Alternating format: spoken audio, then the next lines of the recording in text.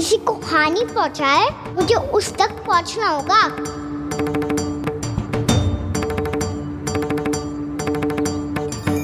Cigarette करनी होगी मुझे।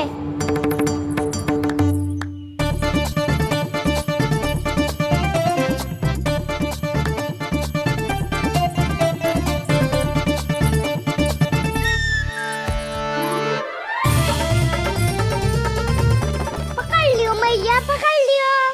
हाँ हाँ पकड़ लियो। पर तू तो अभी वहां था ना, यहाँ कैसे आ गया? आप भी तो वही थी मैया, सिगरा यहाँ कैसे आ गए? बहाना बनाने से ना बनूंगा मैं। चलो अब आपकी बारी। हाँ हाँ ठीक है।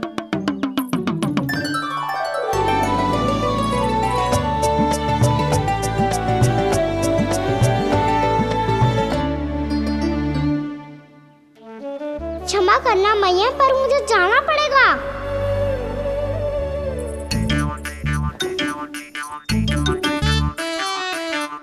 मैया पकड़ो मुझे। कहाँ है नंदा?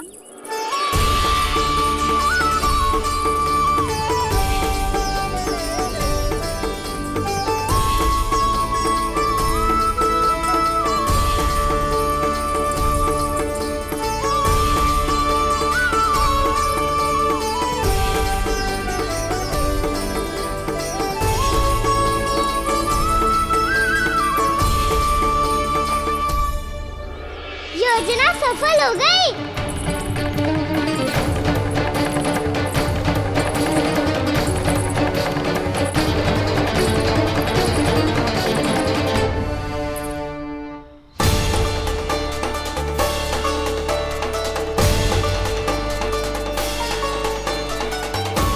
मुझे माफ करना मैया, आपको बिना बताए जाना पड़ रहा है।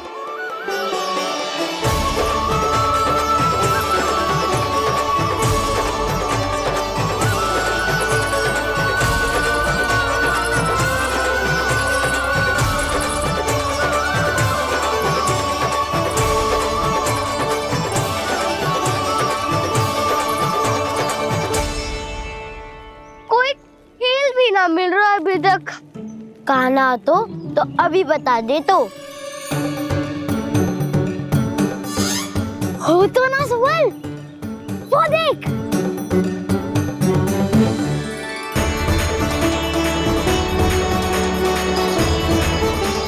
क्या कर रहा है इतनी शीघ्रता में?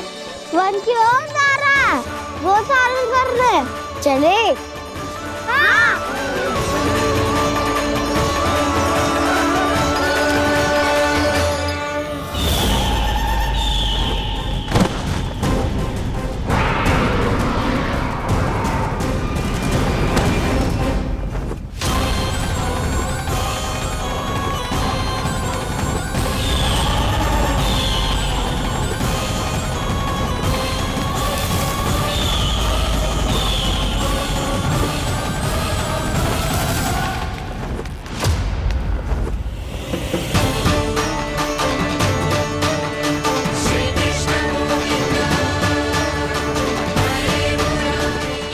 राक्षस पंछी, राक्षस पंछी।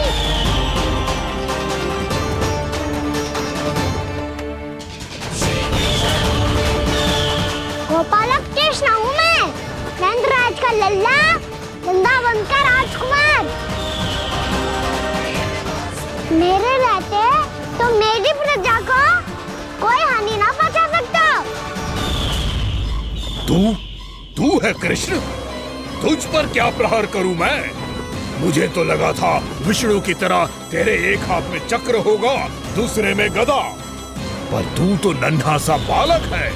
कोई शक्ति नहीं है तेरे पास और ना ही है कोई अस्त्र या शस्त्र। तेरा सामना करने के लिए मुझे अस्त्र और शस्त्रों की आवश्यकता ना है राक्षस। वकासुर, वकासुर नाम है मेरा, वही वकासुर जो अपनी बहन पूतना की हत्या का प्रतिशोध लेने आया है।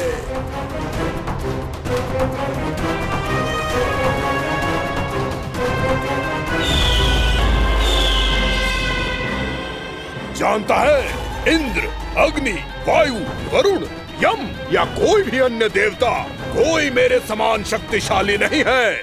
और तू, मुझ जैसे पर्वत के सामने एक तिनके जैसा तू करेगा मेरा सामना? तू रोकेगा मुझे? बस एक ही प्रहार में तुझे अपना आहार बना लूंगा मैं। छोटा चना बाजेगा ना? धमकियां देने से युद्ध नहीं जीते जाते बदकसूर। जो कार्य हो करके दिखाओ।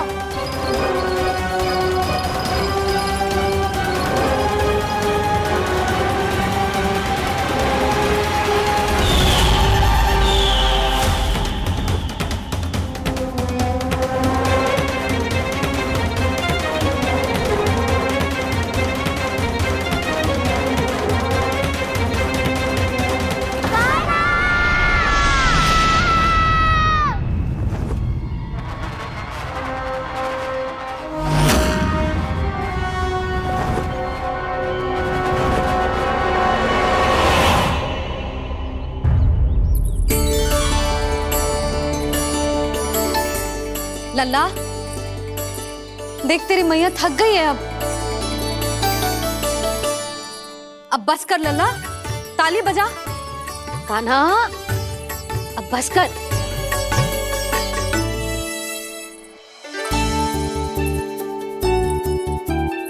ताली बजा, ताली बजा, कोई संकेत तो दे। बता कहाँ है तू? पकड़ लिया।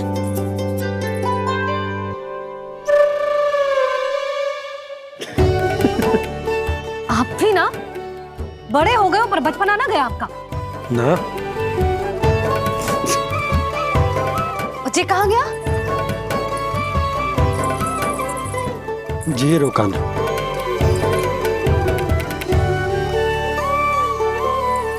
फिर से मेरे साथ छल करके भाग गए और गए हो कहाँ? नंदराज, नंदराज। भानु, वो पंछी, राक्षस पंछी, बहुत बड़ा पंछी। भानु, राक्षस, राक्षस। भानु, क्या होगा? तुम बैठो। यशोदा, जल लेकर आओ। बैठो।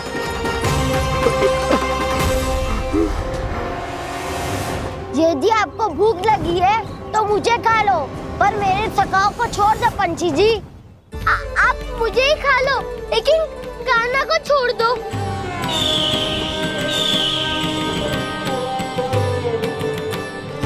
हम सबको खा लो, पर कान्हा को जीवन दान दे दो। कितनी अद्भुत है प्रभु के सखाओं की ये भावना कि सखा के प्राण को बचाने के लिए अपने प्राणों का त्याग करने को भी तत्पर हैं ये सब। देवराज, वैसे तो प्रभु क्षण भर में सब कुछ संभाल सकते हैं, पर हमें अपना कर्तव्य निभाना होगा। प्रभु की सहायता हमें करनी होगी। हाँ देवराज, प्रभु की सहायता करनी चाहिए हमें। स्वयं नारायण की कृपा है हमारे मित्र पर, उसे छोड़ दो, अन्यथा देवता तुम्हें नहीं छोड़ेंगे। पर मैं देवता के आने की प्रतीक्षा नहीं करूंगा। मेरे भाई को इसी क्षण मुक्त कर दो असुर, या फिर मेरा सामना करने के लिए तैयार हो जाओ। आवश्यकता पड़ी तो तुम्हारा उधर फाड़ के भी अपने भाई की रक्षा करूंगा मैं। तो फिर आ बालक, तुझे भी तेरे भाई के पास पहुंचा देता हूँ मैं।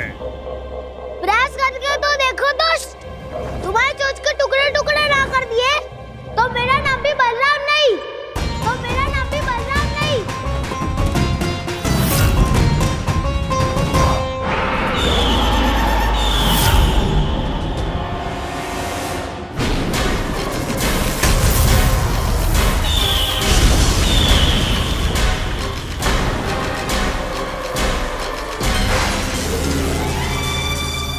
तेरी प्रार्थना स्वीकार हो गई मधु।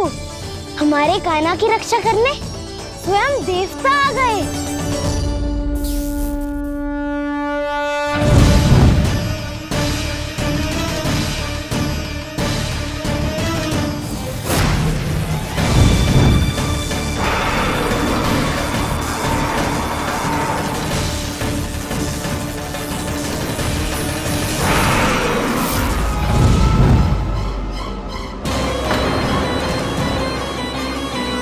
करो इंद्र, अपने वज्र का प्रयोग मत करो। तुम्हारे प्रहार से मुझे गुदगुदी हो रही है।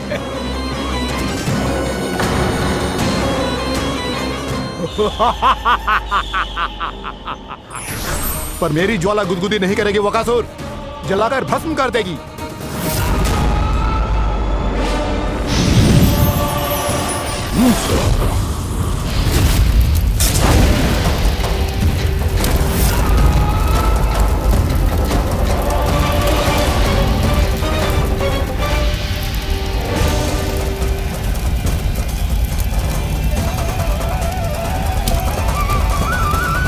क्या बहुत बड़ो?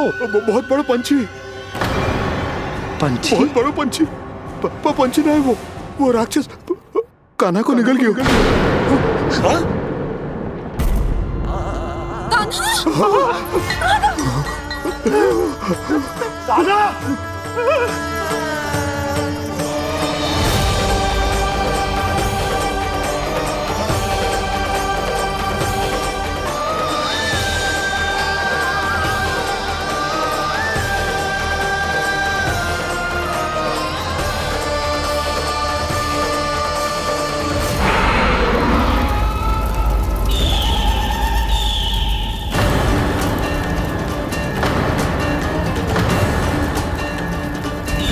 मेरे उदर की जठराग्नि भी तुम्हारी ज्वाला से अधिक तीव्र है अग्निदेव।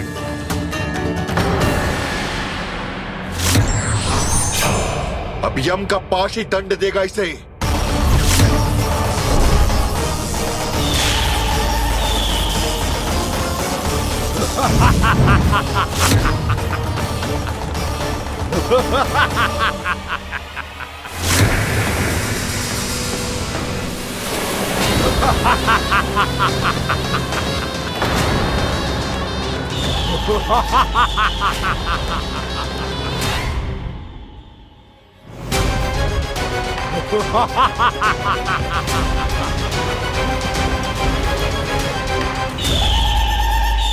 गोमती मैया के नंद लाला।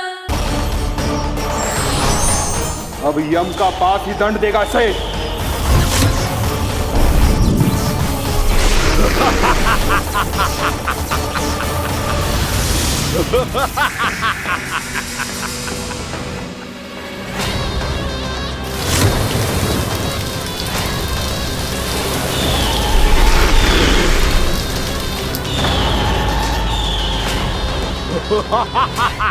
तूने जल की धार को भले ही काट दिया हो दुष्ट, पर हिम में धार नहीं होती। अब मेरी हिम शक्ति तुझे जमाकर नष्ट कर देगी।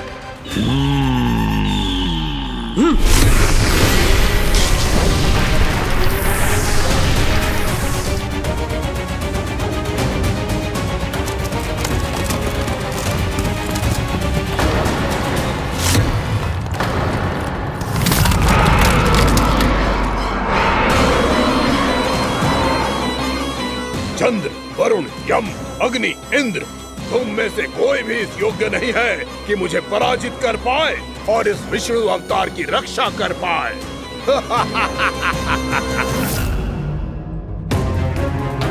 इस असुर को तो देवता कुछ ना बिगाड़ पा रहे हैं। अब क्या होगा खाना का? बकासुर, मैं अपनी किरणों की ताप से तुझे छलनी छलनी कर दूंगा।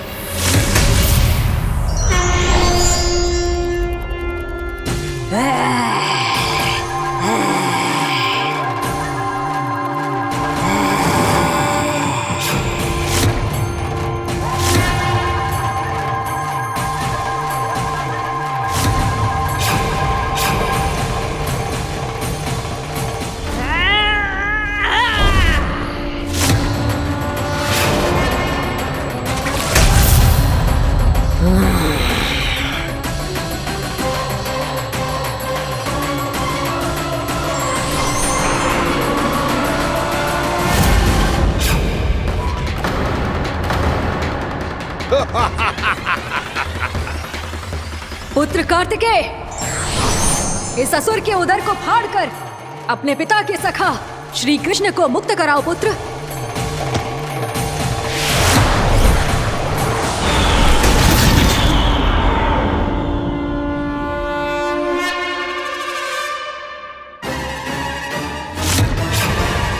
मैंने कहा था तुम में से कोई भी मेरा बाल भी बांका नहीं कर पाएगा। तुम देवताओं का तो सामर्थ्य ही क्या, स्वयं देवों के देव महादेव भी मेरा कुछ नहीं बिगाड़ पाएंगे। कृष्ण को अपने उदर में ही पचा जाऊंगा मैं।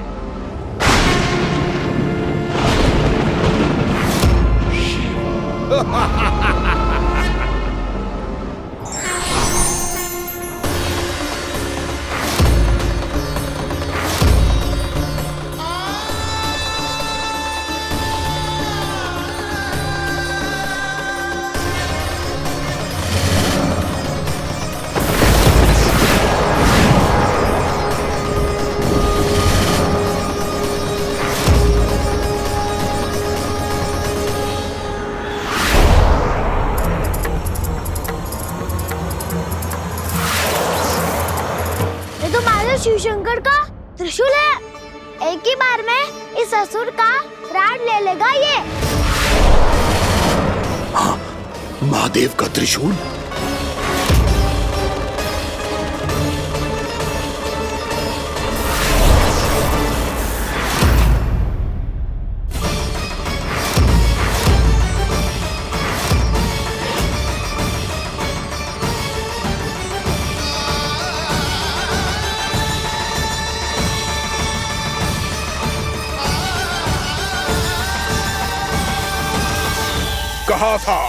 कहा था मैंने, स्वयं महादेव भी मेरा कुछ नहीं बिगाड़ सकते। अजय हूं मैं, अजय।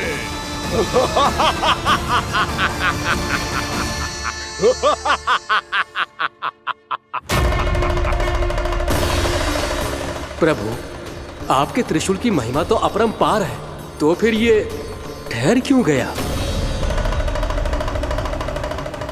आपने अपने त्रिशूल को वापस क्यों ले लिया महादेव?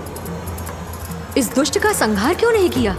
क्योंकि इसकी मृत्यु मेरे हाथों नहीं, मेरे सखा नारायण के अवतार श्री कृष्ण के हाथों ही होगी, और यही विधि का विधान है। पर पिताजी, श्री कृष्ण तो इस असुर के उदर में फंसे हुए हैं, हम उन्हें मुक्त कैसे कराएंगे?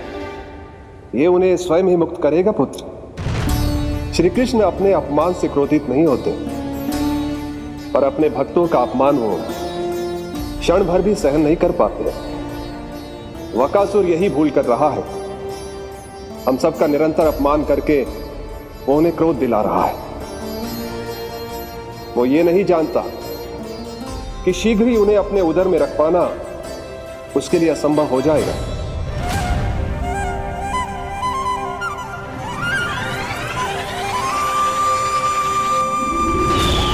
क्या हुआ महादेव, पराजित होकर भी मुस्कुरा रहे हैं? पर अब तो महादेव कहलाने के भी योग्य नहीं रहे आप। असफल देवताओं की इस अयोग्य सेना को लेकर चले जाइए यहाँ से। ना ये मेरा सामना कर सकते हैं और ना ही आप। मेरी शक्ति के सामने आप अक्षम हैं महादेव।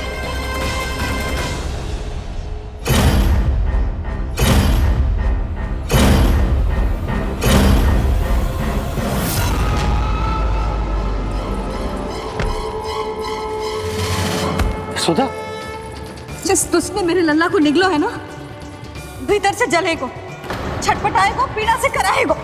जिस दुष्ट ने मेरे लल्ला को निगलो है ना, भीतर से जलेगो, छटपटाएगो, पीड़ा से कराएगो।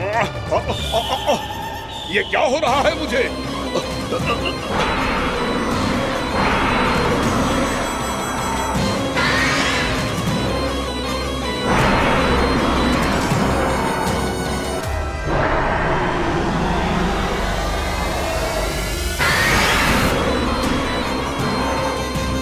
मुझे ऐसा क्यों लग रहा है जैसे भीतर से जल रहा हूं मैं। ये क्या हो रहा है मुझे?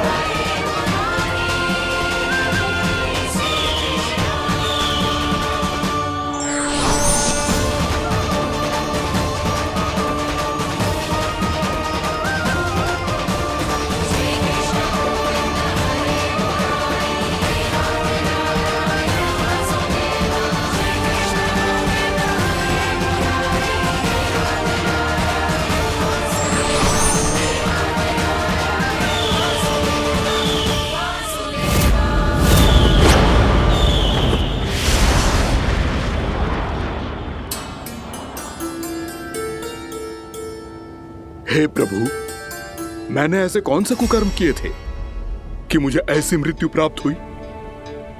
और ऐसे कौन से सुकर्म किए थे कि आपके हाथों से मुझे मोक्ष प्राप्त हुआ है प्रभु? में स्मरण करो, हे गिरीश की पुत्र वक्कासुर।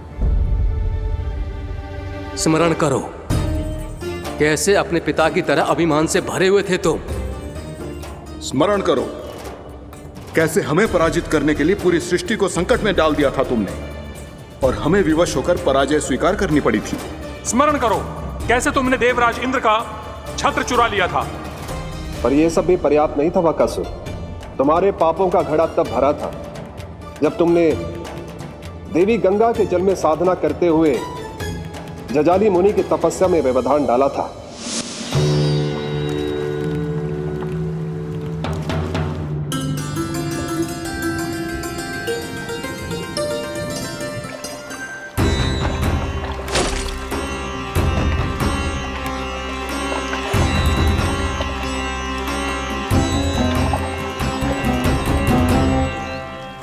रुक क्यों गए चालक? नौका को आगे की ओर ले चलो।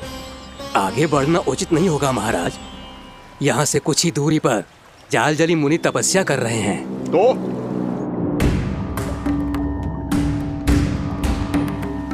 मेरे मत्स्य आखेट के क्षेत्र में इसने तपस्या करने की भूल की है। मेरे ही राज्य में मेरा कोई क्षेत्र मेरे लिए वर्जित हो, यह मुझे स्वीकार नहीं है।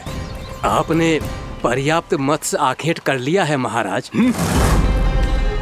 यदि तुम इन मछलियों का आहार नहीं बनना चाहते हो, चुपचाप मेरी आज्ञा मानो। क्षमा, क्षमा महाराज।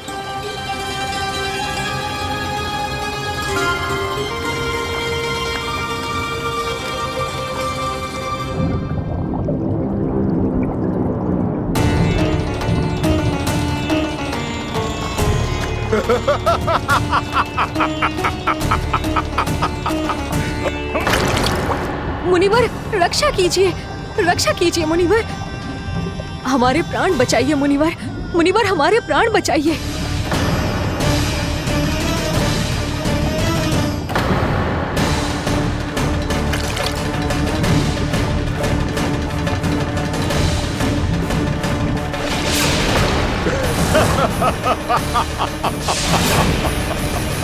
ठहर जाओ असुरराज, इन मछलियों को हानि ना पहुंचाओ। क्यों मुनि? अब मछलियां पकड़ने के लिए मुझे तुमसे आज्ञा लेनी पड़ेगी। तुमने तपस्या करने से पहले किससे आज्ञा ली थी? मां गंगा से, इस जल में रहने वाली सभी मछलियों से। इस उपकार के बदले इन सभी मछलियों को रक्षा करने का वचन दिया था। इसीलिए असुरराज, मैं शांति से कह रहा हूं, इस स्थान को अशुद्ध ना करो। चुपचाप यहां से चले जाओ, नहीं तो इसका परिणाम अच्छा नहीं होगा।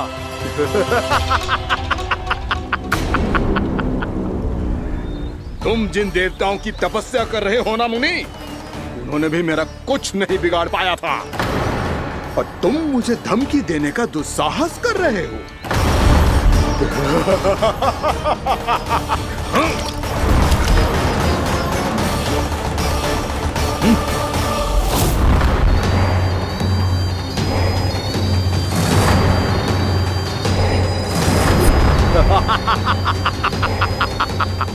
मूर्ख, विचारों से तो तू राक्षस है ही, और स्वभाव से उस बगुले की तरह है जो भूख ना होने पर भी उन निर्दोष मछलियों को आहार बनाता रहता है।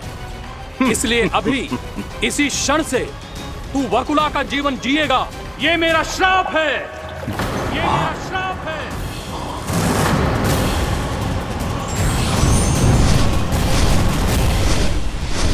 श्राप पाने के बाद तुम्हें आभास हुआ कि तुमने कितना बड़ा अपराध किया था, और तब तुम जजाली मुनि से क्षमा याचना करने लगे। तुम्हारे अपराध बोध को जानकर मुनि श्रेष्ठ शांत हुए और उन्होंने तुम्हें वरदान दिया। श्राप से मुक्ति का एक ही मार्ग होता है असुर, पश्चाताप। तुम्हें अपने भूल का पश्चाताप है, इसीलिए मैं तुम्हें वरदान देता हूं। तुम्हें मेरे श्राप से मुक्ति अवश्य मिलेगी। स्वयं प्रभु श्री नारायण के अवतार इस बगुले के देह के बंधन से तुम्हें मुक्त करेंगे।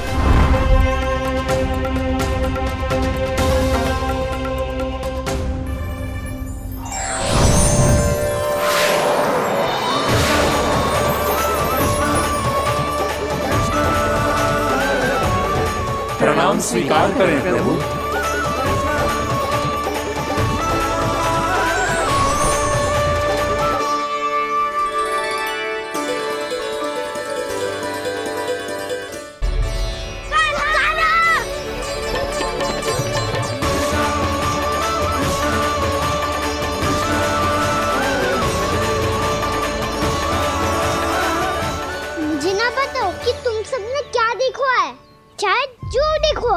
बस मैया से कछु मत ही बताना।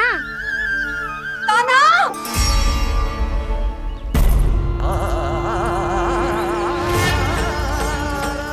कान्हा! मेरा लल्ला!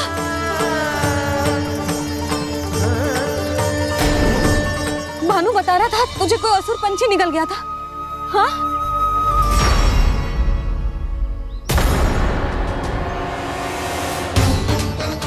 हे नारायण, ये क्या है?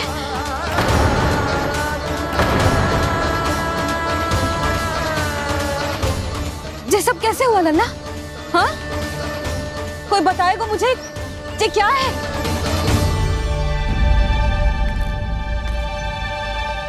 श्रीधामा, मधुमंगल, चिची को सब कुछ बता दो। ये असुर पक्षी मुझे निगलने वाला था रानी भाभी, तभी अंतिम क्षण में कान्हा ने आके मुझे बचा लियो। और ये असुर पक्षी ने कही कि यह है वृंदावन का राजकुमार, नंदराज का लल्ला। इसके होते कोई भी वृंदावन वासियों को हानि ना पहुंचा सकते। रानी भाभी, कान्हा ने अपने प्राणों की चिंता ना करी और इस क्रूर राक्षस से भिड़ गयो, और इस राक्षस पक्षी ने इसे निगल लियो। इतना पर्याप्त है भोला काका, सब कुछ बताने की आवश्यकता नहीं है। ये सब देख के सारी बालक मंडली इतनी व्याकुल हो गई कि सबने अपने प्राण अर्पित कर दिए, और इस असुर पक्षी से कहे कि हमें खा लो और हमारे सखा को छोड़ दो। इन बालकों का पराक्रम देख के सभी देवतागण यहाँ आ गए और उनके हृदय भी पिघल गए, और उन्होंने इस राक्षस पक्षी से युद्ध करके इसे मार गिराया। देवताओं के राजा इंद्र के वज्र का प्रहार तो मैंने अपनी आंखों से देखा है ताई जी। और फिर उसके बाद अग्निदेव ने अग्निवस्त्र का प्रहार किया। जय ना काकी, वरुण देव, कार्तिकेय, यमदेव सबने मिलके युद्ध किया इस राक्षस से। कहा था अभी मत बोलना। अरे सब मिलके फंसा दोगे मुझे। भद्रकाली, हमारे शिव शंकर भी आए थे छोटी माँ। जाओ आप भी। बाबा साईता। मुझे लगता है कि ये कान्हा भी इन्हीं देवताओं में से एक है। संभव तो है जीजी। स्मरण है पूतना और तृणावर्त के आक्रमण के समय भी ऐसा ही हुआ था। सभी राक्षस मारे गए थे पर अपने कान्हा को एक खरोच तक न आई थी। हाँ जीजी, मुझे लगता था कि श्री नारायण की विशेष कृपा है हमारे कान्हा पे, पर अब तो देख के लग रहा है कि हमारा कान्हा ही स्वयं श्री नारायण है। या फिर उनका अवतार है ये। अरे बस करो तुम सब, ऐसा कछु ना है। अरे जितनी बात सुनी है उससे तो यही लग रहा है कि कान्हा देवताओं और असुरों की युद्ध के बीच में फंस गया था। उसका इस सब से कोई लेना देना ना है। तो फिर इसके तन पे एक भी खरोच क्यों ना आया नंदराज? हाँ,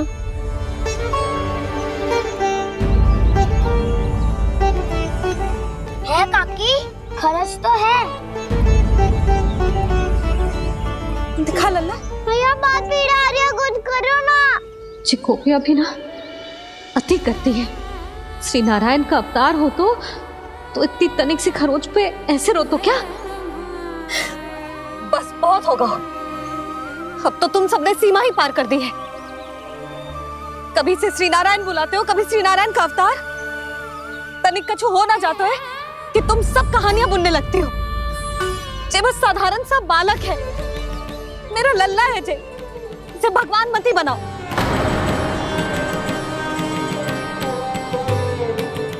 और तू, क्या आवश्यकता थी तुझे यहाँ आने की? हाँ, वो भी मुझे बिना बताए। मेरे साथ छल करके आए हो तू।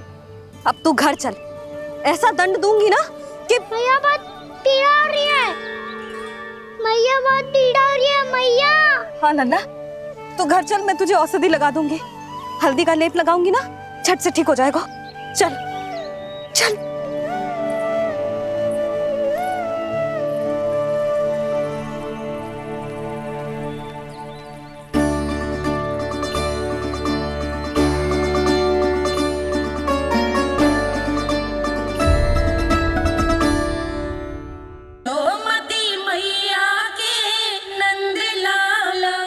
बहुत पीड़ा हो रही है मैया। हाँ नन्ना, तू घर चल, मैं तुझे औषधि लगा दूंगी। हल्दी का लेप लगाऊंगी ना, झट से ठीक हो जाएगा। चल चल।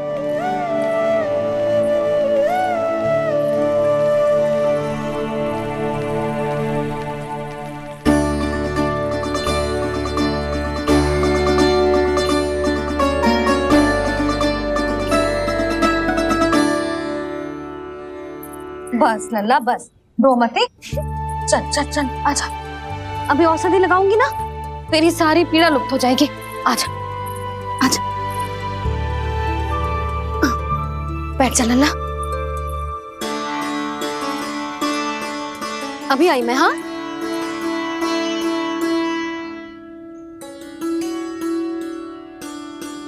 मैया। अरे तो अभी तक रो रो है? क्या कह रही थी सारी गोपियां? बता।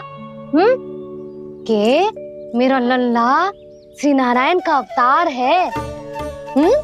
दिव्य है, भगवान है। और जब भगवान इतनी छोटी सी चोट पे रोते हैं क्या? इतनी तो लगी भी ना है तुझे जितना तो तू आ ऊ कर रो है।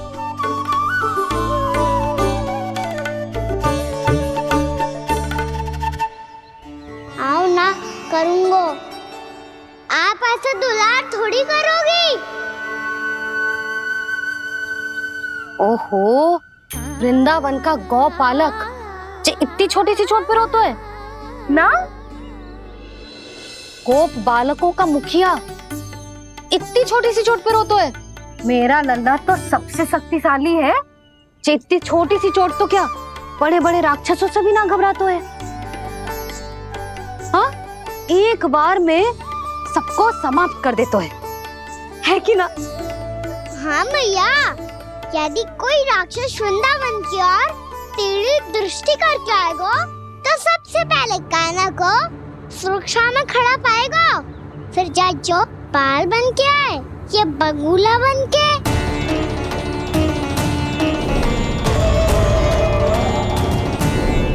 ना लल्ला, सोचो भी मती। वृंदावन की सुरक्षा करना तेरा दायित्व ना है। तुझे और कोई संकट का सामना करने की आवश्यकता ना है। अभी तो मेरी पीड़िता का हरण कर रही थी, अचानक से क्या हो गया मैया को? कोई आवश्यकता ना है तुझे ऐसे संकटों का सामना करने की। आने दे आज तेरे बाबा को, सीधा सीधा बोल दूंगी। बहुत हो गए उनके तर्क वितर्क। मेरा फूल सा लल्ला वन में अकेले गौचारण के लिए ना जाए को। आज बगुले ने निकल लियो, कल कछु और हो जाए तो? नारायण ना करे, कहीं कछु ऊंच नीच तुझे कछु हो जाए तो?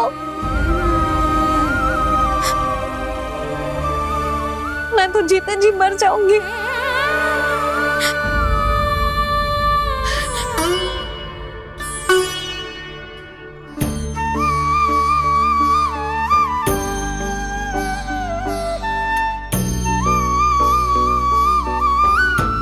वीर लल्ला की वीर मैया इतनी से बात तो रोती है क्या? क्या करूं कान्हा, तुझे ऐसे बार बार संकट के मुंह में जाते हुए ना देख सकती मैं। तो फिर मैया मैं वचन देता हूँ, आज के बाद मैं गौचारण के लिए तभी जाऊंगा जब आप आज्ञा दोगी। पक्का? छल ना करेगा ना मेरे साथ? मैंने कब छल करो मैया? अच्छा ठीक है, ना करूँगा छल। यदि आपसे पूछे बिना बाहर निकलो तो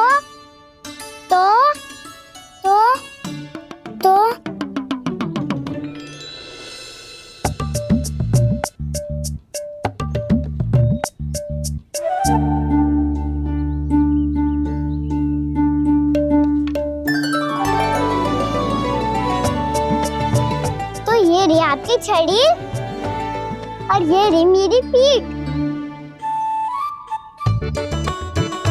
ठीक बिना तापर तोड़। ठीक है, जब तूने अपना दंड निर्धारित कर ही लियो है तो सोच ले, अब अगर तूने मेरी बात ना मानी तो तोड़ तोड़ छड़ी पड़ेगी। समझ आई?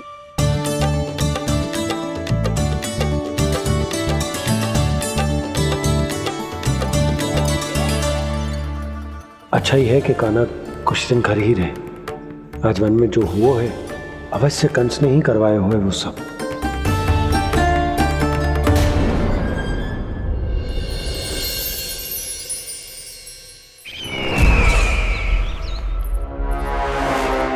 आपका ये धनुष तो सबसे अधिक शक्तिशाली था महाराज, ये कैसे टूट गया?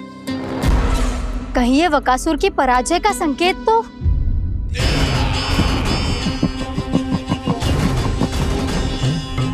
प्राप्ति, लगता है तुम्हें शुभ समाचार मिला नहीं। उस बकासुर ने उस विष्णु अवतार को जीवित ही निगल लिया है। अरे अब तक तो उस नन्हे से बालक को पचा भी चुका होगा वो। उसके तन में रक्त बनकर वो विष्णु अवतार और उसकी शक्तियां दौड़ रही होंगी। क्षमा कीजिए महाराज।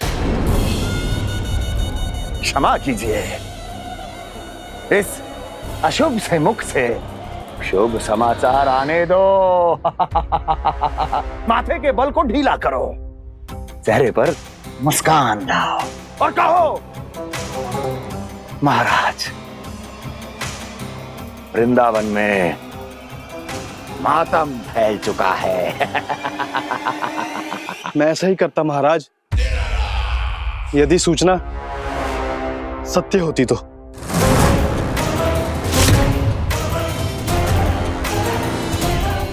कहना क्या चाहते हो? एक क्षण में सूचना उगलो, अन्यथा मेरा योद्धा बकासुर विष्णु अवतार की तरह तुम्हें भी जीवित निकल जाएगा। आने दो। बकासुर मारा गया महाराज, बकासुर मारा गया महाराज, बकासुर मारा गया। बकासुर मर चुका है? असंभव। असंभव। बकासुर ने उस बालक को निगल तो लिया था, पर उसकी सुरक्षा करने के लिए सभी देवता वहां प्रकट हो गए, पर फिर भी कोई बकासुर का सामना नहीं कर पाया। और फिर क्या हुआ? वो बालक स्वयं ही बकासुर के उदर से बाहर आ गए और उसकी चोंच तोड़कर उसकी हत्या कर दी।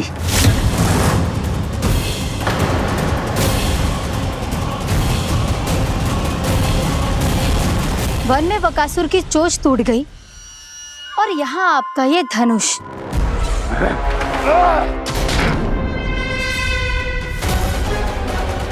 केवल नहीं टूटा तो आपका ये भ्रम महाराज।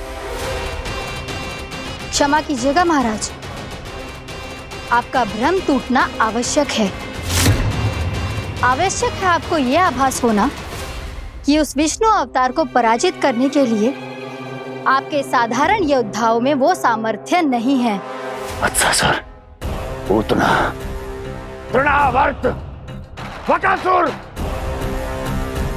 ये सब साधारण नहीं थे प्राप्ति, साधारण नहीं थे। फिर तो ये और भी अधिक चिंता का विषय है महाराज, क्योंकि इसका अर्थ तो यही हुआ कि वो विष्णु अवतार कुछ अधिक ही असाधारण है और उसका सामना करने के लिए और उसे मिट्टी में मिलाने के लिए आपको एक ऐसे अस्त्र की आवश्यकता है जो उसके सामने ना झुके और ना ही टूटे।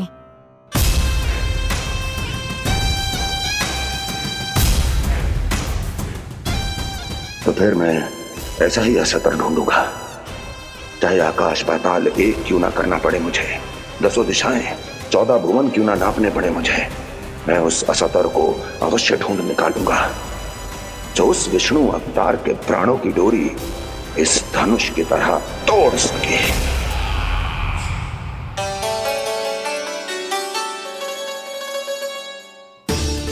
थैंक्स पापा, मैंने मैया को वचन दिया है कि जब तक नहीं चाहेंगी मैं वन नहीं जाऊंगा, इसलिए आप मुझे मारने के लिए कोई शक्तिशाली असुर ढूंढने में व्यस्त रहो। कुछ दिन तब तक मैं व्यस्त रहूंगा अपनी मैया की सेवा करने में।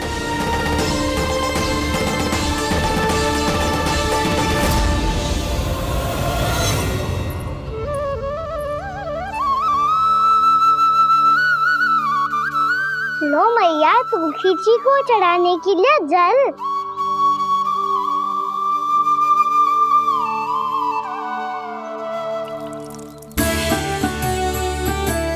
लो मैया, और आटा।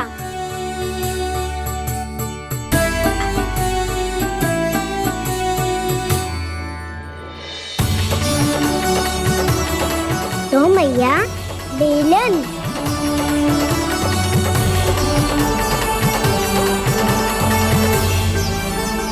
ले, तनी खा ले। ओ मैया, भूख ना लगी है।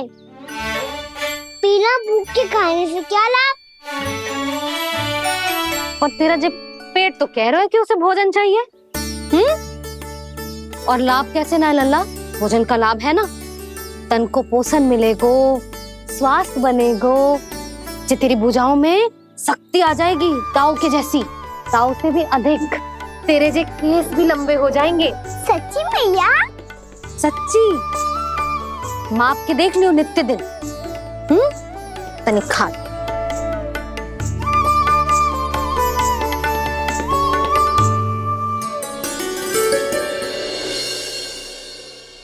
मान के मैया का कहना, छक के भोजन खाते हैं, नित्य मापते भुजा केश, पर ज्यो का त्यों ही पाते हैं।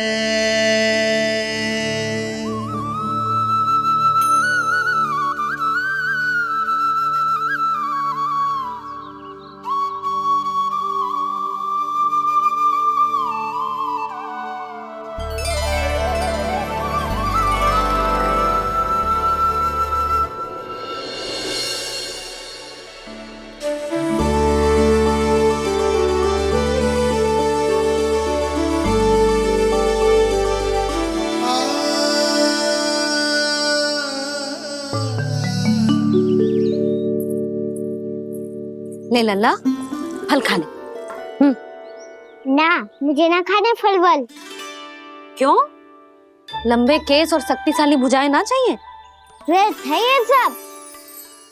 पिछले 10 दिनों से देख रहा हूँ, ना केस लंबे हुए हैं, ना भुजाएं शक्तिशाली बनी है। 10 दिन में का चुनाव होने वाला। 10 सप्ताह ऐसे खाएगो ना, तब जाके कछु बदलाव दिखेगो। समझ आई? चल अब खा ले। वैसे भी मुझे बहुत सारी तैयारियां करनी है आज। इसीलिए भैया एकादशी के व्रत के लिए लल्ला। सुनो जी, सारी सामग्री आ गई? हाँ, तुमने जो कही थी सब ले आए हूँ।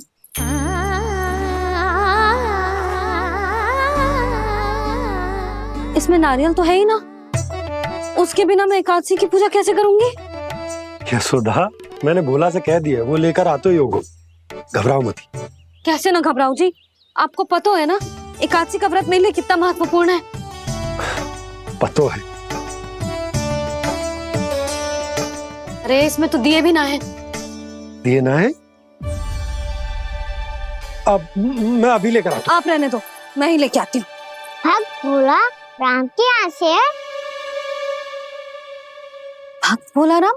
मेरा अर्थ है कुमार भोला यहाँ के यहाँ से। हाँ हाँ, वो ही।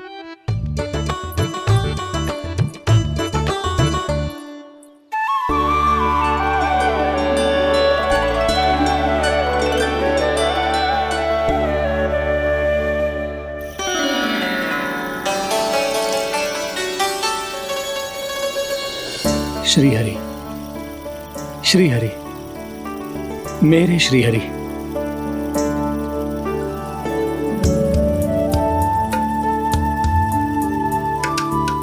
मेरे श्री हरि। भोला राम, मेरी मटकी तैयार है? मेरे श्री हरि, मेरे श्री हरि।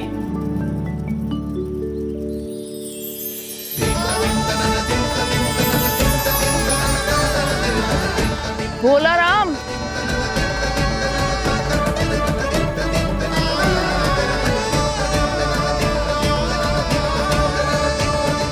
भोला काका, ओ भोला काका।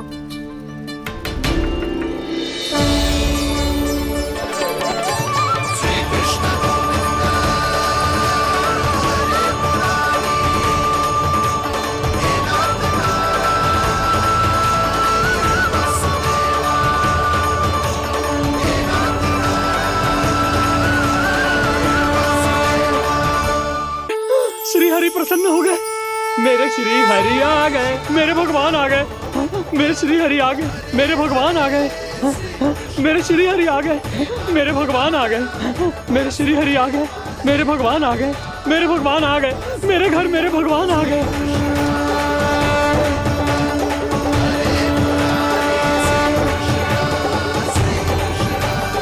मेरे घर आ गए, मेरे श्री हरि आ गए। हाँ, मेरे श्री हरि आ गए। जे तो बावले थे ही, अब बालकन को भी साथ में मिला लिए। उज्जवल क्या कर रहा है? अरे ठहर जा भोला।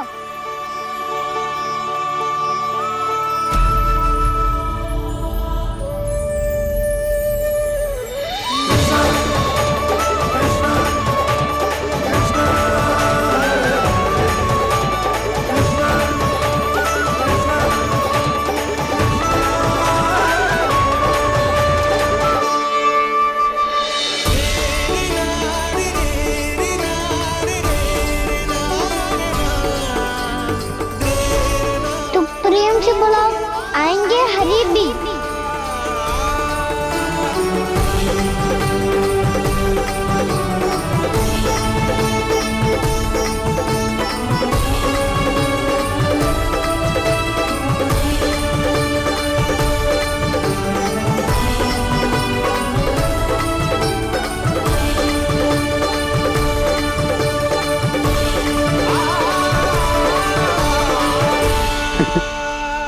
क्या वो गाना? किसकी धुन में झूम रहा तू? निर्मल निशा भक्ति की धुन में।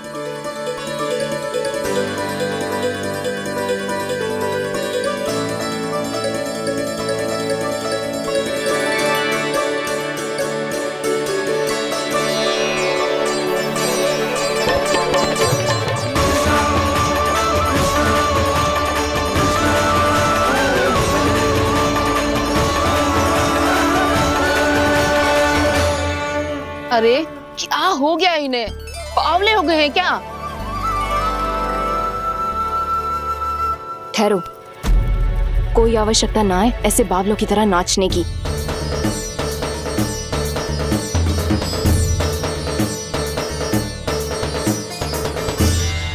बावले ना है मौसी, भक्ति में रम गए। बस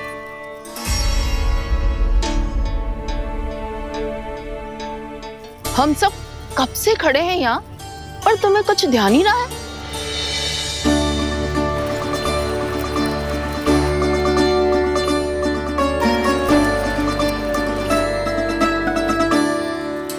नाच गाने में ऐसे मगन हुए कि हमें देखा भी ना। मुझे नाचते हुए देख मेरे श्री हरि को इतना आनंद आ रहा था कि मैं अपने आप को रोक नहीं सका। और वैसे भी मेरे जन्म का एकमात्र उद्देश्य है श्री हरि की सेवा करना, श्री हरि को प्रसन्न करना। तुम बावले हो भोलाराम, या हमें बावला बना रहे हो? श्री हरि और तुम्हें देख रहे हैं? हाँ, अभी वो यहीं थे, देख रहे थे। भोला काका, आपने भी ना अति कर दी। अब हमें भी बताओ तनी, कहाँ थे श्री हरि?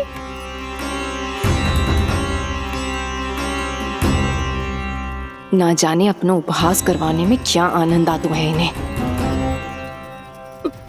देखो, अब तुम सच मानो या झूठ, लेकिन हमरे श्री हरि यहीं थे, इसी चाक पर अभी। हाँ, लो सुन लो इस मूर्ख की बात।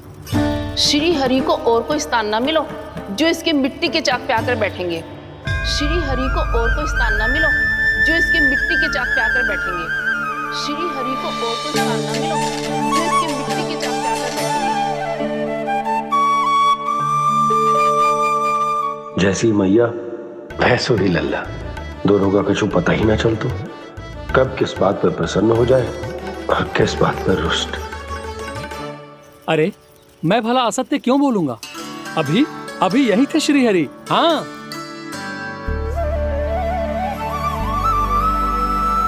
हाँ, जैसे श्री हरि को तो कोई कार्य है ही ना, वो तो आतुर होके बैठे रहते हैं कब तुम हरि हरि बुलाओ और वो दौड़े चले आए। भगवान तो भक्तों के पास आने के लिए सदैव आतुर रहते हैं, बल्कि सत्य तो यह है कि भक्तों के मन में ही निवास करते हैं भगवान।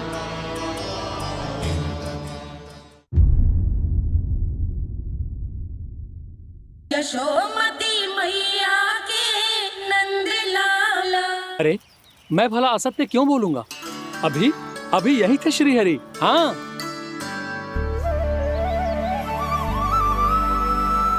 हाँ, जैसे श्री हरि को तो कोई कार्य है ही ना, वो तो आतुर होके बैठे रहते हैं कब तुम हरि हरि बुलाओ और वो दौड़े चले आए। भगवान तो भक्तों के पास आने के लिए सदैव आतुर रहते हैं, बल्कि सत्य तो यह है कि भक्तों के मन में ही निवास करते हैं भगवान। भगवान तो भक्त के पास आने के लिए सदैव ही आतुर रहते हैं शंकरी मौसी। बल्कि सच्ची बात तो ये है कि भगवान हमारे मन में ही निवास करते हैं। कम से कम तू तो इसे बढ़ावा मत दे जशोदा। जब देखो जब हरि नाम की रट लगाए रहते है। हरि बोलते बोलते ऐसो बावलो होता है कि सारा कार्य भूल जाता है। 2 दिन से अपनी मटकी के लिए चक्कर काट रही हूँ। अभी तो एक चक्कर और लगाना होगा आपको। आपकी मटकी तैयार हो गई है, अभी लाता हूँ।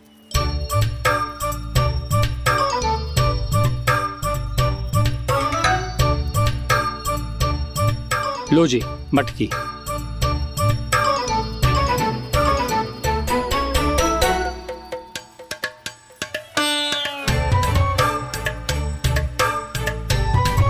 इस कच्चे मटके का क्या करूं मैं?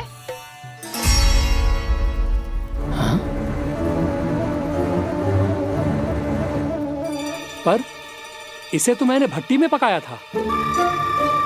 अब तू ही देख ले कितना ध्यान रहता है इस कार्य पे। और कह तो है कि श्री हरि आते हैं इससे मिलने। हाँ आते हैं और आगे भी आएंगे हमारे श्री हरि हमसे मिलने। और आके मोक्ष देंगे, है ना? मांगूंगा तो मोक्ष भी दे देंगे, मांगूंगा तो मोक्ष भी दे देंगे, मांगूंगा तो मोक्ष भी दे देंगे। अभी तो ये बता कि तू मुझे मेरी मटकी कब देगो? और मेरी मांग कब पूरी करोगे भोला राम जी? मेरो घड़ा मेरे दिए तो तैयार है ना कल एकादशी की पूजा और व्रत के लिए? एकादशी का व्रत? हाँ, एकादशी का व्रत। इसे करने से श्री हरि बहुत प्रसन्न होते हैं। अच्छा, फिर तो अभी लाया।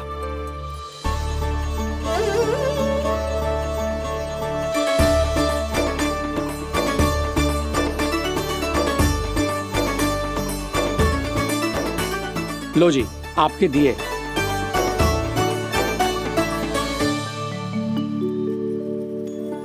और जो हमने मांगा है वो? बाकी सब शेष द्वादशी के दिन मिलेगा, क्योंकि कल मैं भी एकादशी का व्रत रखूंगा, क्योंकि कल मैं भी एकादशी का व्रत रखूंगा, क्योंकि कल मैं भी एकादशी का व्रत रखूंगा।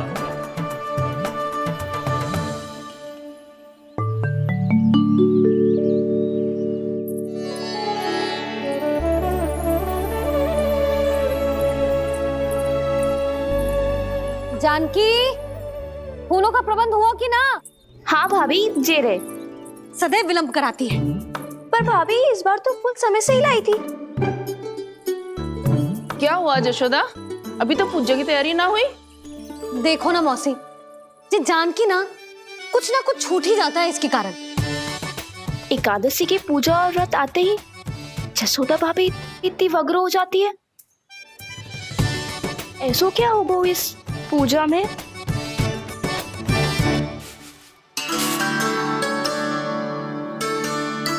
ये थाली में रोली चंदन रखने से, दिया जलाने से के होगो?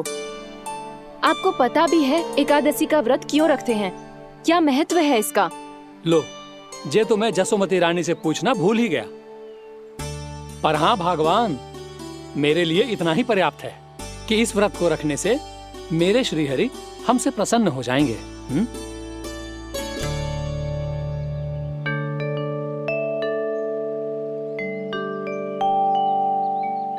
नारायण ही जाने ऐसे कैसे पूजा करते हैं जे श्री हरि की एक मूर्ति तक ना है इनके पास।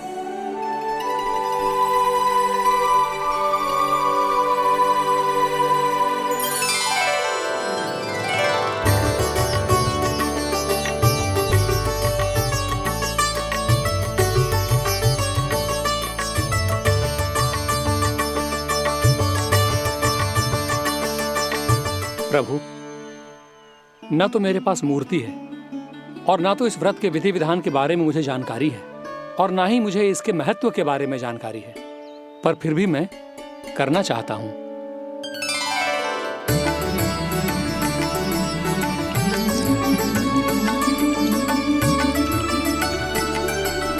इसीलिए मैं दृढ़ संकल्प लेता हूं, पूरी निष्ठा के साथ, श्रद्धा के साथ और पूरी आस्था के साथ मैं इस व्रत को संपन्न करूंगा।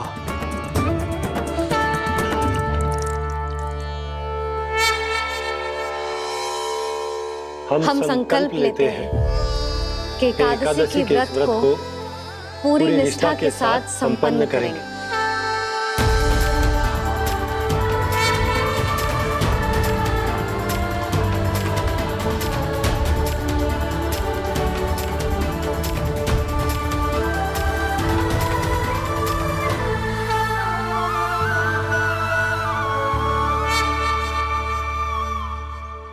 तुलसी जी के पत्ते तो हैं ही ना। श्री नारायण को तुलसी जी के पत्ते के बिना भोग ना चढ़तो है। जानकी, तुलसी के पत्ते कहाँ हैं? भाभी, मैं तो कब से यही पूछना चाह रही थी कि तुलसी के पत्ते लाऊं क्या, पर आप तो व्यस्त थी ना।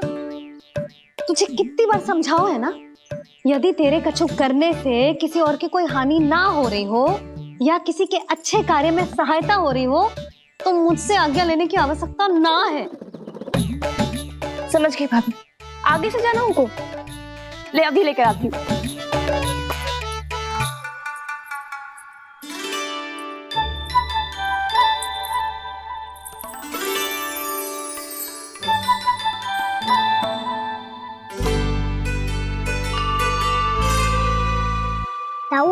लिए व्रत करो है? आपको इसका महत्व पता है? भाभी चलो। जानकी, तुमने ये व्रत करो है? फिर तुमको इसका महत्व पता है? सुमति जी, आपको पता है इसका महत्व? कान्हा, क्यों तंग कर रहे हो सबको? मैया, सबने करो ये व्रत, मुझे भी करना है।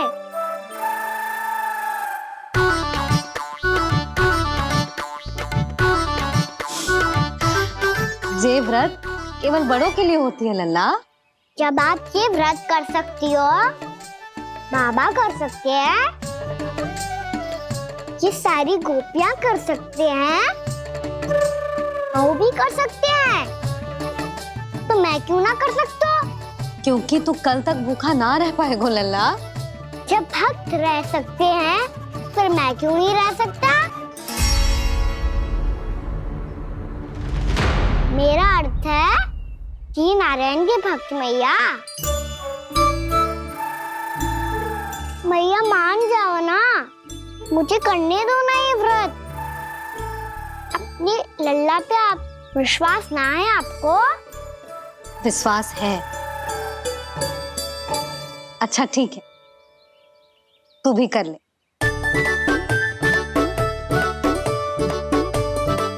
पर मैया, व्रत की कथा तो सुनाओ, मैं तो अबध हूँ ना।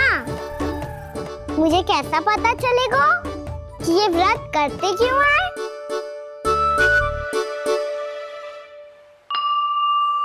प्रभु, मुझ अबोध को कैसे पता चलेगा कि इस व्रत का क्या विधि विधान होता है और क्यों रखा जाता है और इसका महत्व क्या होता है? मुझे तो आप ही बता सकते हैं प्रभु। जब व्रत कर रहे हैं, तब उसका महत्व भी पता होना चाहिए ना। बताओ ना मैया, क्यों रखते एकादशी का व्रत? इसके लिए तो तुझे एकादशी की कथा सुननी होगी। सुनेगो ना?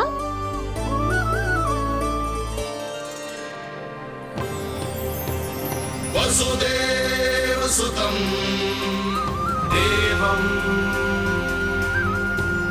कंसचाणूरमर्दनम् श्रीहरि, यशोदा परमानंदम् कृष्णं वन्दे जगद्गुरुम्। वाह प्रभु, अपने भक्तों को एकादशी व्रत का महत्व समझाने का अच्छा उपाय खोज निकाला है आपने।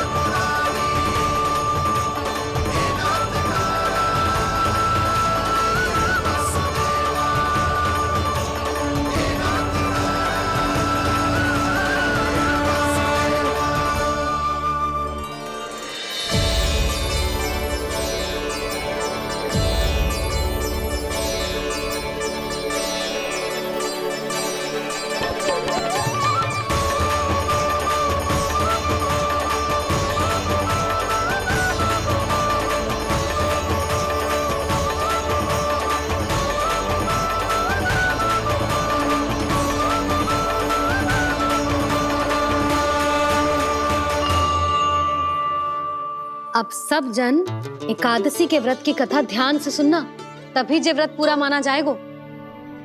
समझो लल्ला?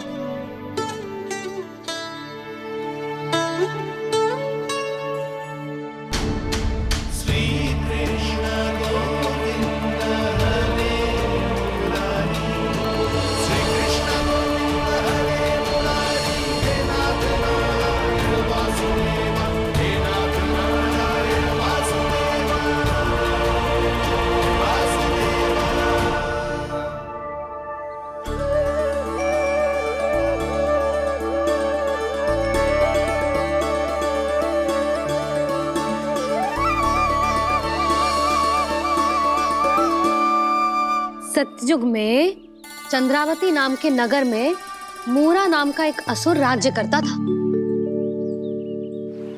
ओम ब्रह्मदेवाय नमः। ओम ब्रह्मदेवाय नमः। ओम ब्रह्मदेवाय नमः। ओम ब्रह्मदेवाय नमः।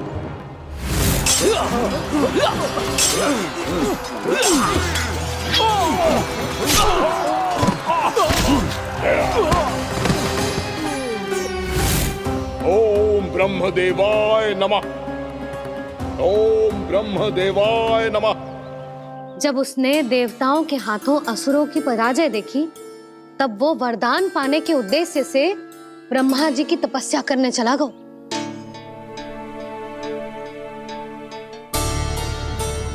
शीघ्र ही मूरा की तपस्या सफल हो गई और ब्रह्मदेव जी उससे प्रसन्न हो गए। ओम ब्रह्मदेवाय नमः। ओम ब्रह्मदेवाय नमः। ओम ब्रह्मदेवाय नमः। ओम ब्रह्मदेवाय नमः। ओम ब्रह्मदेवाय नमः। ओम ब्रह्मदेवाय नमः। ओम ब्रह्मदेवाय नमः। ओम ब्रह्मदेवाय नमः। मूरा, प्रणाम ब्रह्मदेव। तुम्हारी तपस्या सफल हुई। बोलो, तुम्हें क्या वर चाहिए? सृष्टि के रचयिता ब्रह्मदेव, कृपया मुझे ऐसा वरदान दीजिए जिसकी सहायता से मैं त्रिलोकी विजयी बन जाऊं और कोई देवता मुझे पराजित ना कर सके। यहाँ तक कि देवताओं के रक्षक, सृष्टि के संचालक भगवान श्री विष्णु के लिए भी मैं अपराजय रहूं। तथास्तु, तथास्तु, तथास्तु। प्रणाम ब्रह्मदेव।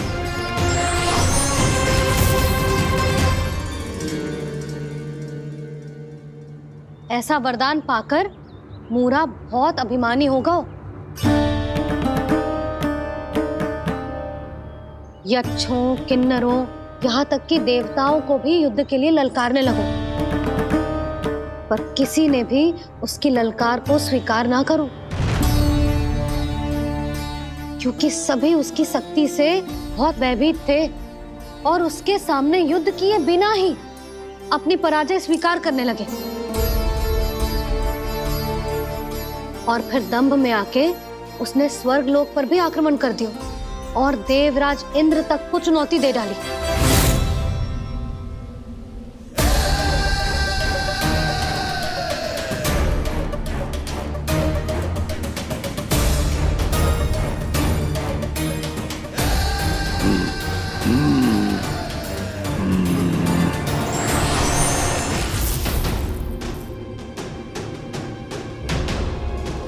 मैं प्रतीक्षा कर रहा हूं देवराज। क्या उत्तर है तुम्हारा? मुझसे युद्ध करोगे या फिर बिना लड़े ही पराजय स्वीकार कर मेरे अधीन हो जाओगे और सौंप दोगे मुझे अपना ये स्वर्गलोक? सारी शक्ति तुम्हारे मुख में है या कुछ बाहुबल भी है तुम्हारे पास? मैं तुम्हारी चुनौती स्वीकार करता हूं मूरा। मैं तुम्हारी चुनौती स्वीकार करता हूं मूरा।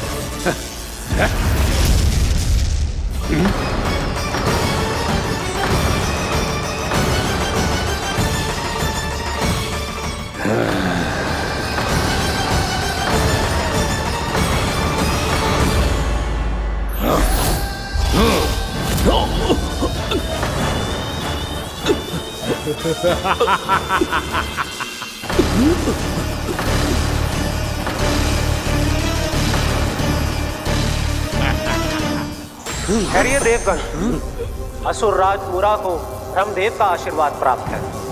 आप में से कोई भी इन्हें पराजित नहीं कर पाएगा।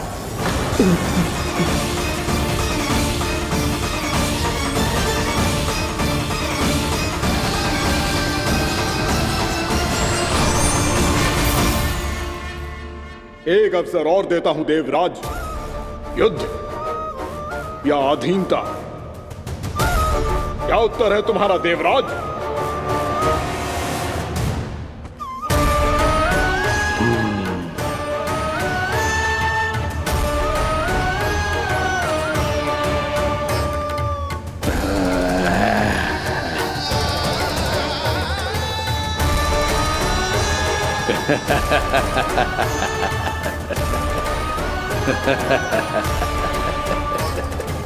इंद्र और सभी देवताओं ने मूरा के आतंक में आके उससे भयभीत होके अपना सिंहासन छोड़ दियो। अब मूरा स्वर्ग का अधिपति बन गयो और शीघ्र ही उसने अन्य सभी असुरों को स्वर्ग में निवास करने के लिए आमंत्रित कर दियो। और इस प्रकार से वो धीरे धीरे तीनों लोकों का सम्राट बन गयो। उसे किसी ने रोका नहीं मैया? ना लल्ला, इतना साहस किसी में था ही ना। और फिर ये निश्चित करने के लिए कि भविष्य में किसी और असुर की मृत्यु ना हो, वो यमराज पे भी विजय प्राप्त करने के लिए यमलोक की ओर प्रस्थान कर दियो। वो तो अपने आप को और सभी असुरों को अमर बनाना चाहता था। पर देवता और यमराज भी उसकी ये योजना समझ गए थे। इसीलिए उसके आने से पहले ही सारे देवताओं ने श्री नारायण से सहायता के लिए गुहार लगाई। अब केवल आप ही कुछ कर सकते हैं प्रभु। अभी तो मूरा केवल त्रिलोक का स्वामी है, और यदि उसने यमलोक भी जीत लिया तो वो जीवन को ही नियंत्रित नहीं करेगा प्रभु, वो मृत्यु का भी स्वामी हो जाएगा। ऐसे में पहले सृष्टि का संतुलन तो नष्ट होगा प्रभु, और फिर स्वयं सृष्टि ही नष्ट हो जाएगी। ऐसा नहीं होगा यमदेव, नियति ऐसा होने ही नहीं देगी। विधि रचेगी खेल और मैं बनूंगा माध्यम। असुर राज मुरा का सामना मैं करूंगा। बस आप मुझे चुनौती देने के लिए उसे तैयार कर लीजिए, चाहे उसके लिए आपको साम दाम दंड भेद कोई भी उपाय क्यों ना अपनाना पड़े।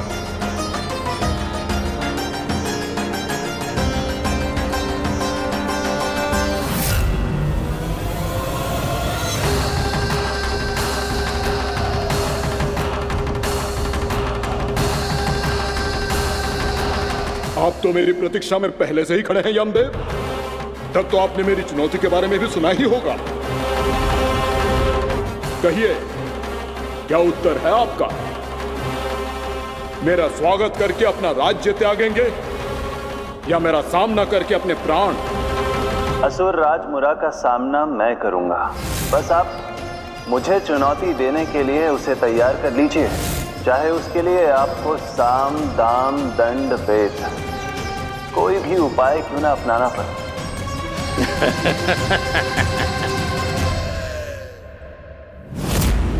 यशोमती मैया के नंद लाला।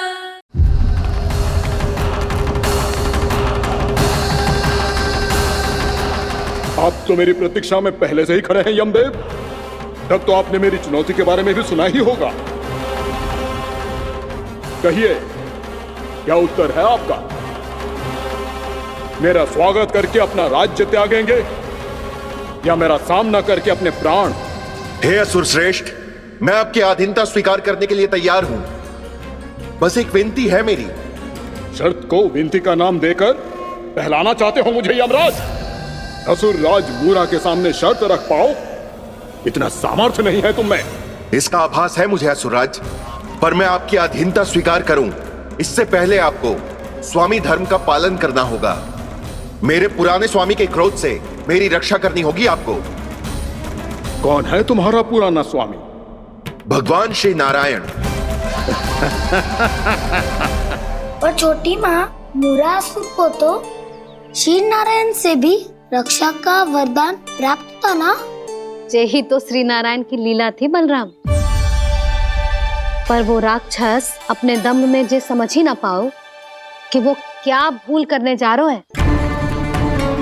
अब पहुंच गो भगवान श्री नारायण को चुनौती देने के लिए।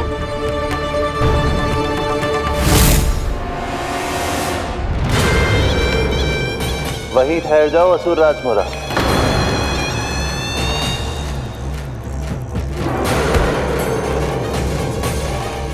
यहाँ क्यों आए?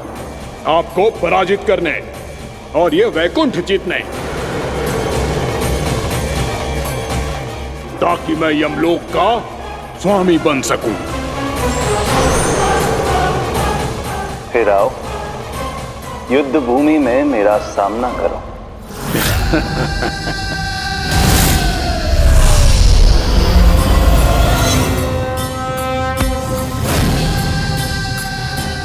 ये नहीं जानते कि इनसे ना हारने का वरदान तो मैं पहले ही प्राप्त कर चुका हूं, इसलिए युद्ध ठीक से आरंभ हो पाए उससे पहले ही इन्हें जीत लूंगा मैं।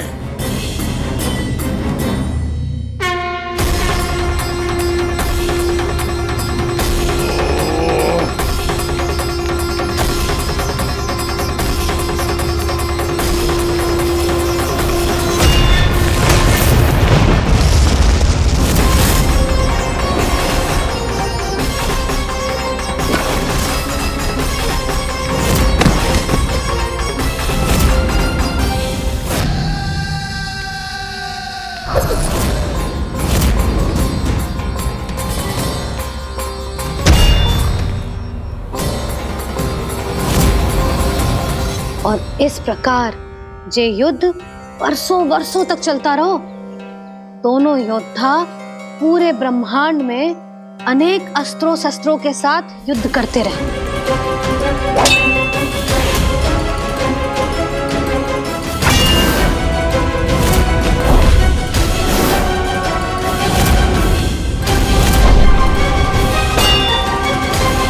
फिर क्या हुआ मैया?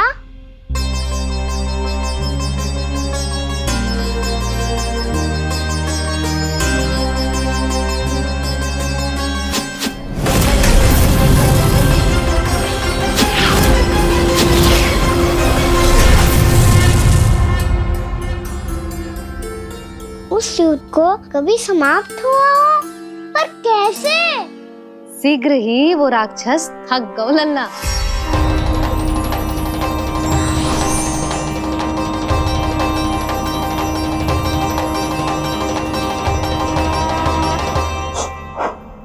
खड़े खड़े देख क्या रहे हैं नारायण? आक्रमण कीजिए, वध कर दीजिए मेरा।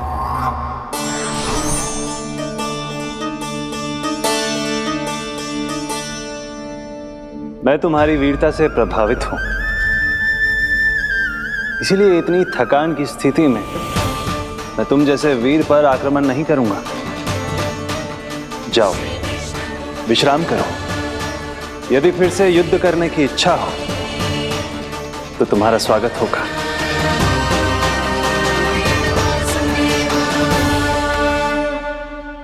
जे कह के श्री नारायण बद्रिका आश्रम चले गए और वहां हिमवत नाम की एक कंदरा में ध्यान लगा के बैठ गए। उधर वो राक्षस विश्राम करने लगो। अनेकों दिन बीत गए और अब वो राक्षस मूरा फिर से स्वस्थ होके बलवान हो गया था। उसने अपनी सारी शक्ति फिर से प्राप्त कर ली थी। श्री नारायण ने उस पर दया करी थी, पर वो फिर से श्री नारायण को छलने को तैयार होगा।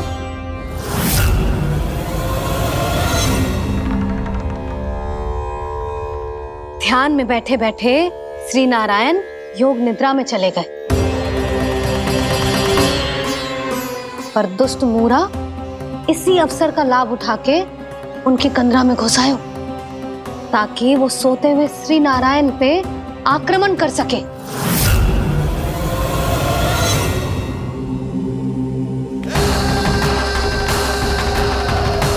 आज इस लंबे युद्ध को जीतकर अपने इस अंतिम शत्रु का भी अंत कर दूंगा मैं।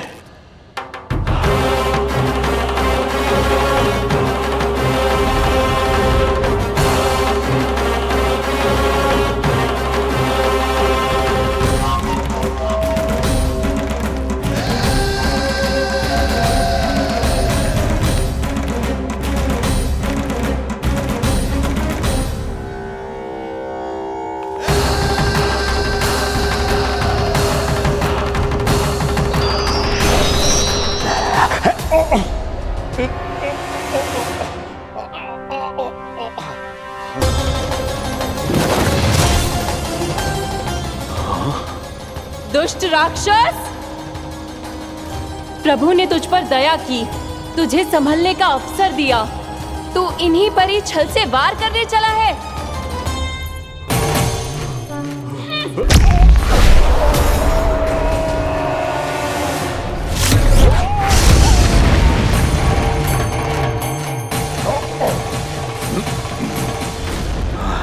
मैं अजय हूँ, मुझे कोई पराजित नहीं कर सकता। ब्रह्मा का वरदान है मुझे। तूने नारायण से अपराजय होने का वरदान मांगा था मूर्ख, उनकी शक्ति से नहीं। ध्यान से देख, मैं तेरी मृत्यु हूँ, मृत्यु।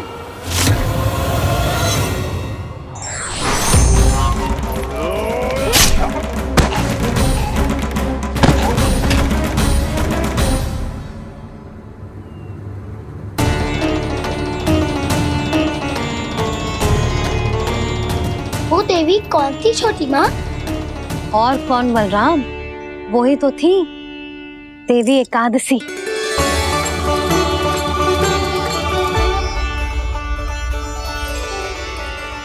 मुझे क्षमा कीजिए प्रभु, आपकी आज्ञा के बिना ही युद्ध करके आपके शत्रु को मृत्यु के घाट उतार दिया। क्षमा नहीं, आपकी तो प्रशंसा होनी चाहिए देवी। असुर राज को मारकर आपने सभी देवताओं को मुक्त करवाया है। इस पापी के अहंकार से तीनों लोकों की रक्षा की है आपने। आप एकादशी की तिथि पर मेरी एकादश इंद्रियों से उत्पन्न हुई हैं। इसीलिए मेरे सभी भक्त आपको उत्पन्न एकादशी के नाम से जानेंगे। सभी तिथियों में आपका स्थान सर्वश्रेष्ठ होगा। जिस तरह आपने राक्षस के आक्रमण से मेरी रक्षा की है, उसी प्रकार एकादशी के दिन व्रत करके जो भी भक्त आपकी कथा सुनेगा, मैं स्वयं उसकी रक्षा करूंगा। जो आपकी पूजा करेगा उसे मेरी विशेष कृपा प्राप्त होगी और उसके साथ साथ उसे मिलेगा धन, सिद्धि और मोक्ष।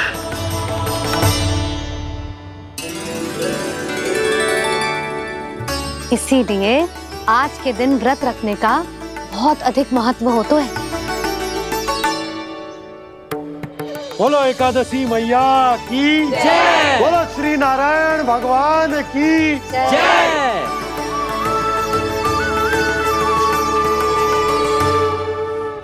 प्रभु की कृपा से एकादशी का महत्व भी पता चल गो और मेरा व्रत भी सफल हो गो।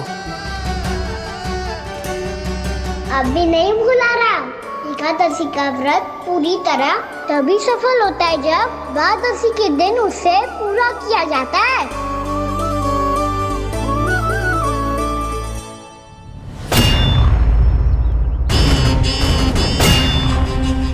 आवश्यक है आपको यह आभास होना कि उस विष्णु अवतार को पराजित करने के लिए आपके साधारण योद्धाओं में वो सामर्थ्य नहीं है।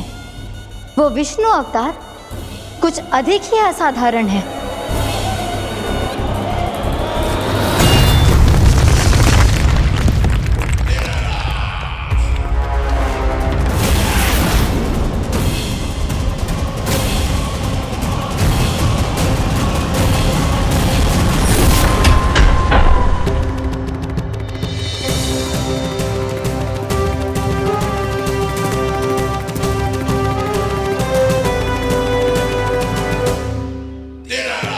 अब मैं दिखाऊंगा उस विष्णु अवतार को असाधारण शत्रु क्या होता है।